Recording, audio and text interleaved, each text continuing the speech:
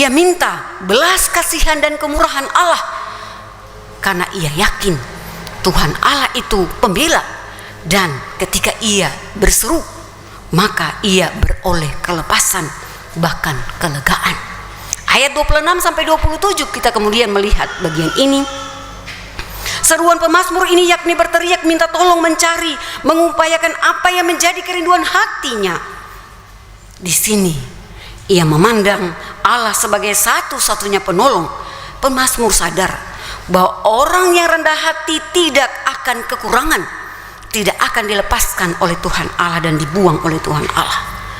Ia juga memuji Tuhan dalam kesesakan, bahkan terus mencari Tuhan yang adalah penyelamat satu-satunya.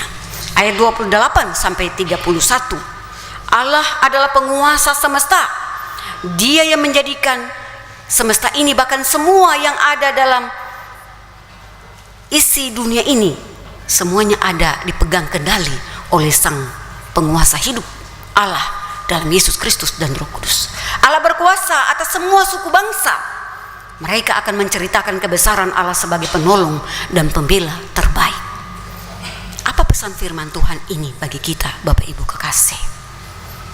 Dalam menghayati, memaknai minggu sengsara Tuhan Yesus yang ketiga saat ini, ada beberapa poin yang ingin saya sampaikan. Poin pertama, kesesakan atau penderitaan itu pada masa itu menguji siapa kita. Kalau dalam keadaan yang biasa-biasa saja tanpa tantangan, pasti keberadaan kita masih stabil. Tapi kita akan teruji bagaimana iman kita ketika kita mengalami penderitaan, kesesakan dan pencobaan. Bagaimana dalam masa-masa itu kita diuji, bahkan Allah memurnikan iman kita seperti emas yang dapat diuji kemurniannya ketika dibakar. Ketika mengalami panasnya api, maka di sana emas itu begitu murni, dan karena itu emas begitu mahal dalam dunia saat ini. Iman kita pun seperti itu. Apakah kita ketika mengalami kesesakan karena pelanggaran kita atau persoalan lainnya, iman kita tetap kokoh? Ataukah ketika kita mengalami masa-masa pencobaan itu, kita kemudian menyendiri, kita menjauhkan diri dari persekutuan, apalagi kalau sudah ada cibiran ini dan itu, kita kemudian mengurung diri? Lalu fatalnya banyak kaula muda, mungkin tidak di sini, tapi di luar sana ada yang menggantung diri. Itu karena tidak mampu mengelola emosi, mengelola persoalan yang ia alami. Kita diingatkan oleh pemazmur, oleh Daud, kalau kita kokoh, itu akan membuat kita bertahan dan memiliki pengharapan kepada Tuhan yang menjadi pertolongan kita. Tuhan akan mengantar kita melewati kesesakan dengan rasa apa? Rasa bersyukur. Terkadang ketika persoalan datang, yang ada itu hanyalah menggerutu, bersungut. Ucapan kita jarang sekali bersyukur kepada Tuhan, apalagi itu duka, berkekurangan, sakit, ditimpa dengan persoalan bertubi-tubi. Bisakah ketika iman itu ada dalam diri kita lalu kita selalu bersyukur? Kita diingatkan untuk mengandalkan Tuhan. Cuma kekasih, dalam kesesakan pun, dalam saat-saat seperti itu, kita diharapkan untuk mestinya bergantung pada Allah dan berserah pada Allah. Allah pasti memuliakan namanya dan kita menjadi pemenang. Kadang dalam persoalan itu kita jalan dengan kuat kita sendiri. Kita jalan dengan kemampuan, kepintaran, kebolehan kita sendiri. Apalagi kalau kita punya jabatan. Apalagi kalau menurut ukuran kita, talenta kita lebih dari orang lain. Apalagi kalau menurut kita orang yang paling berpengaruh dalam lingkungan kerja kita, dalam lingkungan persekutuan kita. Kita kadang-kadang berjalan itu tidak dengan mengandalkan Tuhan, tapi dengan apa yang ada pada kita. Justru saat-saat seperti ini kita dipertanyakan imannya. Apakah kita mau mengandalkan Tuhan atau mengandalkan yang ada pada kita? Karena semua yang ada pada kita sebenarnya cuma titipan. Tidak ada yang kekal. Orang mati tidak bawa apa-apa. Dalam peti itu tidak bawa harta, tidak bawa rumah, tidak bawa jabatan. Kita kembali apa adanya. Karena itu apakah yang patut disombongkan dari hidup ini. Kita diingatkan juga, mestinya kita taruh percaya pada Tuhan.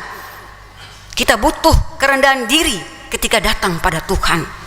Kadang persoalan, tantangan itu datang, kejatuhan itu Tuhan izinkan karena mungkin kita lalai atau kita terlalu sombong. Tuhan minta kita, kalau datang padanya itu jangan dengan tinggi hati, datanglah dengan rendah hati, rendah diri. Kalau kita datang pada Tuhan, kalau kita punya tinggi hati, ngapain datang pada Tuhan? Rendahkan dirimu supaya Tuhan menolongmu. Yakin semua yang terjadi dikendalikan oleh Tuhan sehingga kita menjadi pemenang. Poin kedua, ingatlah bahwa Allah tidak pernah memandang kita hina setiap kali kita jatuh karena dosa kita. Betul, ada pandangan itu boleh dilekatkan oleh manusia, tapi jangan karena kejatuhan itu kita lalu tidak mau datang pada Tuhan. Pelanggaran kita Tuhan tahu, tapi seberapa banyak kita jatuh, mestinya seberapa banyak itu pun kita harus bangkit.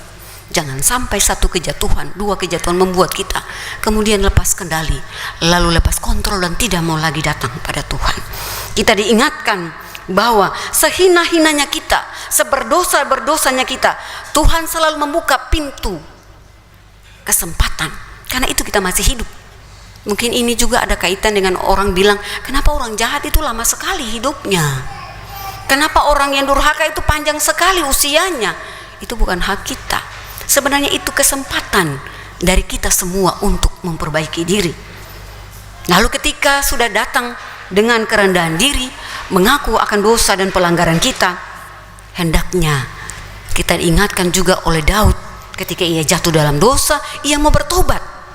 Adakah usia ini kita lakukan dengan mengingat bahwa panjangnya umur kita saat ini adalah kesempatan Tuhan beri untuk bertobat? Mati lagi kesempatannya hilang. Kesempatan selama hidup ini, mari cari Tuhan. Cari Tuhan jangan dengan setengah-setengah hati, jangan suam-suam kuku. Jangan kalau senang dulu, susah baru cari, atau susah dulu. Semua musim kehidupan kita mestinya cari Tuhan sungguh-sungguh. Dan orang yang datang cari Tuhan sungguh-sungguh itu adalah orang yang mau diubahkan, orang yang mau bertobat, sehingga spiritualnya, imannya berdampak dan menjadi kesaksian bagi orang lain sama seperti Daud. Poin ketiga, firman Tuhan hari ini mau bilang kepada kita, penderitaan atau kesesakan itu adalah sebuah proses. Kadang-kadang manusia tidak sabar. Kalau ibarat kita kalau pulang kerja sudah lapar, belum ada makanan, yang paling cepat kita cari itu makanan instan, mie salah satunya. Para itu belum tentu menyehatkan. Penderitaan dan kesesakan juga seperti itu. Sebuah proses itu tidak ada yang cepat, tidak ada yang bisa takar kapan. Karena itu melewati tantangan, kesesakan, persoalan memerlukan waktu kita, kesabaran kita untuk menjalani semuanya. Ketika waktu itu kita jalani, ada waktu di mana kita harus bicara dengan Tuhan pribadi, ada waktu di mana kita harus keluar dari keramaian dunia. Kita butuh waktu dengan Tuhan. Kita juga mesti sabar. Kalau tidak sabar, ya ujung-ujungnya itu persoalkan istri, persalahkan suami, anak-anak, masa lalu, persalahkan orang lain. Bahkan bisa jadi ada orang Kristen yang persalahkan Tuhan, bahkan taraf yang sangat tinggi itu mengutuk Tuhan, membanding-bandingkan diri dengan orang lain. Allah mengharapkan kita melewati semua tantangan itu dengan sabar, karena waktu Allah itu tepat. Poin berikut, firman Tuhan hari ini mengingatkan bahwa kesesakan atau penderitaan itu tidak dapat kita hindari.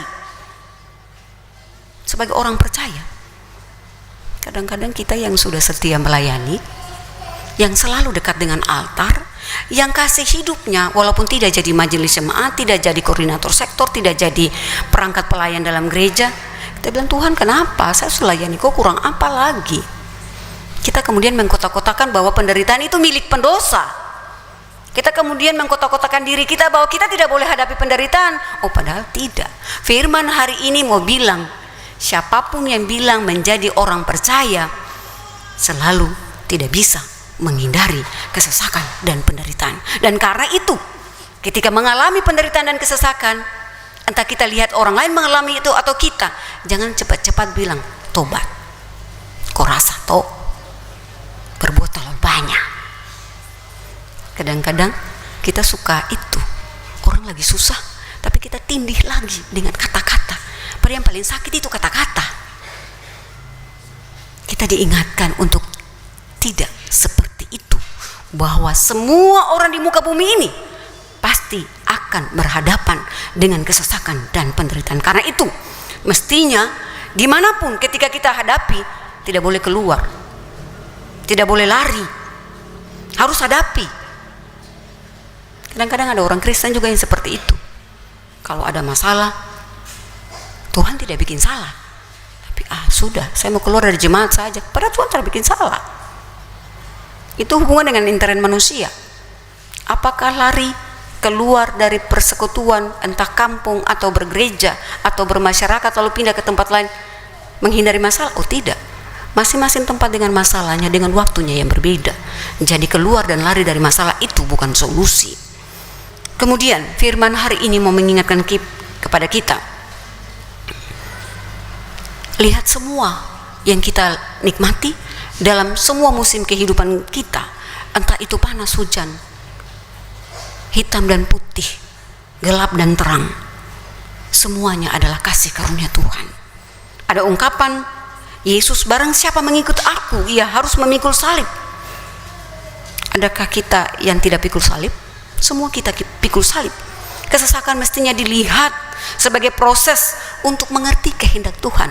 Mungkin jalan kita masih bengkok, Tuhan ubah jadi lurus lewat kesesakan itu. Ada pembentukan di sana. Yang berikut, firman Tuhan hari ini mengingatkan kepada kita, mari kita merenovasi hidup. Tidak hanya merenovasi rumah.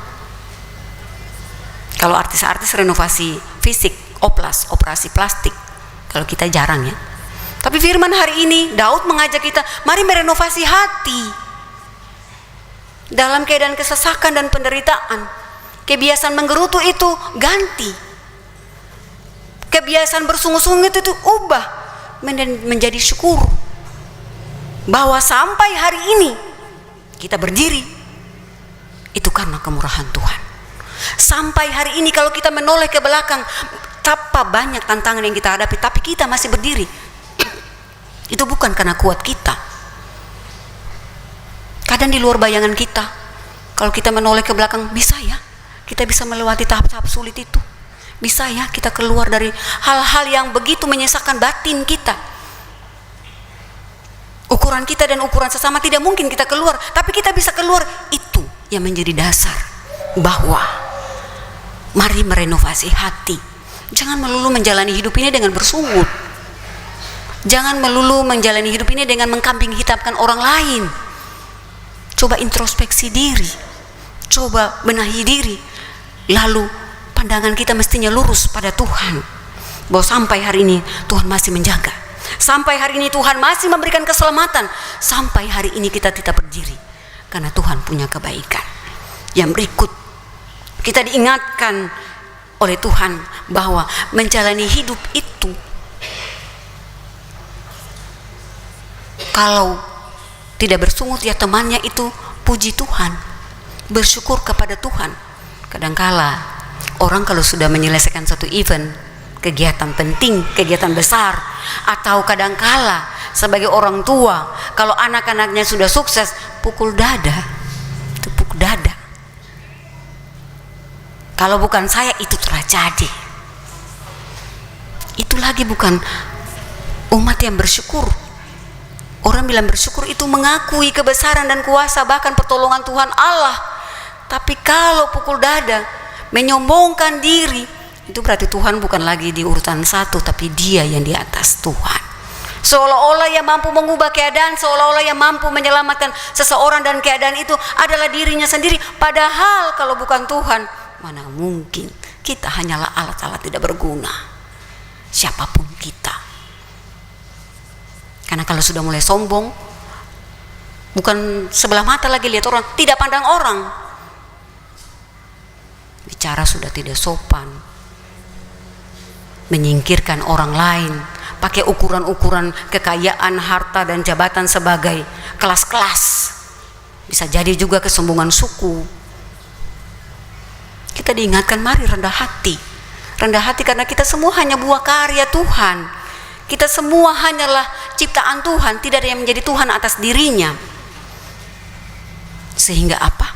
Kita selalu mampu untuk bersyukur, mengakui Tuhan segala-galanya. Poin terakhir, firman Tuhan hari ini mau bilang, apa yang Tuhan izinkan terjadi dalam kehidupan kita, kesukaran, penderitaan, apapun itu bentuknya, tidak melebihi kekuatan kita. Allah yang pegang kendali segala sesuatu, termasuk semua kesusahan kita. Ia tahu batas kemampuan kita, Ia tahu batas kekuatan kita. Percayalah, itu tidak akan pernah melebihi takaran yang Tuhan sudah kasih kepada kita. Allah berkuasa memberikan perlindungan, memberikan pertolongan, bahkan hikmat serta kekuatan yang cukup dalam menghadapi semua kesesakan dan penderitaan. Mari, sekalipun mungkin saat ini pribadimu, keluargamu, semua persekutuan kita sementara bergelut dengan kesesakan, penderitaan, pegang Tuhan, percaya Ia ada dan selalu ada. Berikan kesempatan terbaik kepada Ia untuk bertindak bersama dengan kita. Jangan jalan dengan kekuatan sendiri. Tuhan tolong kita untuk selalu bersyukur dalam setiap tantangan dan persoalan. Amin.